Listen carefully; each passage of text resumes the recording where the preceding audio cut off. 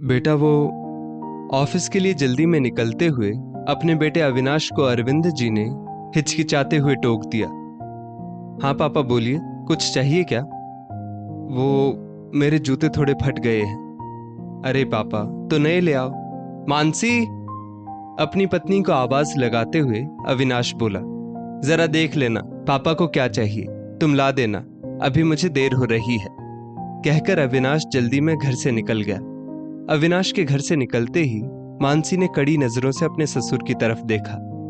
आपको इतना भी नहीं पता कि घर से बाहर जाते हुए किसी को टोकना नहीं चाहिए? क्या हो गया है आपके जूतों को? सारा दिन तो घर में पड़े रहते हैं, फिर भी नए जूते चाहिए। बेटा बेचारा सारा दिन घिसता रहता है और इधर इनकी फिजूल खर्ची। अरविंद जी बिल्कुल छोटे बच्चे की तरह अपनी बहू की डांट खाकर चुप रह गए। इतना बखेड़ा होने के बाद भी अरविंद जी के नए जूते तो नहीं आए और ना ही अविनाश ने इस ओर ध्यान दिया, क्योंकि उसे अपनी पत्नी पर अंधविश्वास था कि वो उसके पिता का बहुत ध्यान रखती है। ऐसा हो भी क्यों ना, क्योंकि जब तक अविनाश घर में रहता था मानसी अपने ससुर के साथ बहुत अच्छा व्यवहार करती थी। अविनाश को दिखा दिखाकर अपने ससुर के लिए चाय नाश्ता बनाती थी। इसी विश्वास में ही घर की सारी बागडोर अविनाश ने अपनी पत्नी के हाथ में सौंप रखी थी। उसके खुद के पास तो इतना समय भी नहीं था कि 10 मिनट अपने पिता के पास बैठकर उनसे बात कर ले।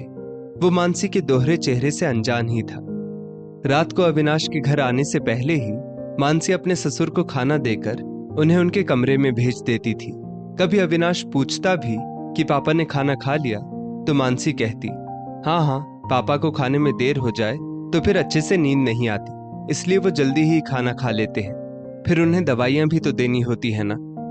अविनाश पत्नी के मीठे बोलों के पीछे छिपी मंशा को कभी समझ ही नहीं पाया। एक दिन अविनाश के बॉस के यहाँ कोई फंक्शन था, तो अविनाश को जल्दी छुट्टी मिल गई। उसने सोचा, चलो आज मानसी और पापा को सरप्राइज देता हूँ, आज उन्हें लेकर कहीं बाहर घूमने चलता हूँ।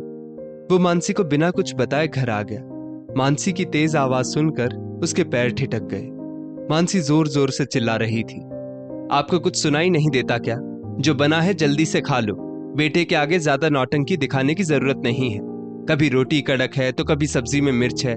ये कोई होटल नहीं है, घर है, खाना बनाने में मेहनत लगती है। पत्नी के बोल सुनकर अविनाश को बहुत गुस्सा आ रहा था, लेकिन उसने उस वक्त अपने गुस्से को पी लिया। खिड़की से अंदर झांक कर देखा, अरविंद जी की प्लेट में 2 सूखी रोटी और एक कटोरी में सब्जी रखी थी। अरविंद जी बार बार अपनी आंखें पोंछ रहे थे, शायद उन्हें मिर्च लग रही थी, जिस कारण उन्होंने मानसी से कह दिया कि सब्जी में बहुत मिर्च है। थोड़ी देर बाहर ही टहलने के बाद अविनाश घर वापस आया। देखा तो पापा अपनी थाली उठाकर रसोई में रख रहे थे। अचानक से अविनाश को देखकर मानसी सकपका गई। अरे, आज आप इतनी जल्दी आ गए? हाँ, वो ऑफिस में काम नहीं था तो आ गया। बहुत भूख लगी है, जल्दी से खाना लगा दो। पापा, आपने खाना खा लिया? अपने पिता की ओर देखते हुए अविनाश ने पूछा। अरविंद जी का मुंह थोड़ी देर पहले बहू की झिड़क सुनकर उतरा हुआ था। वो कुछ बोलते उससे पहले ही मानसी बोल पड़ी, हाँ हाँ, पापा जी ने तो अभी खाना खाया है, मैं उनके लिए बस दूध बना रही थी। पापा जी, आप कमरे में जाइए, मैं दूध लेकर आती हूँ, और आप हाथ धोकर बैठिए, मैं खाना लगाती हूँ। कहकर मानसी फटाफट अविनाश की थाली लगाने लगी। 2 सब्जियां, सलाद, अचार और गर्म गर्म फुलके रखकर मानसी ने अविनाश की थाली लगा दी। अविनाश ने एक प्लेट में 2 रोटी और थोड़ी सी सब्जी निकाली और खाने लगा। मानसी अचकचाते हुए बोली, ये आप कैसे खाना खा रहे हैं? अरे, इतना कुछ लाई हूं तो अच्छे से खाते क्यों नहीं?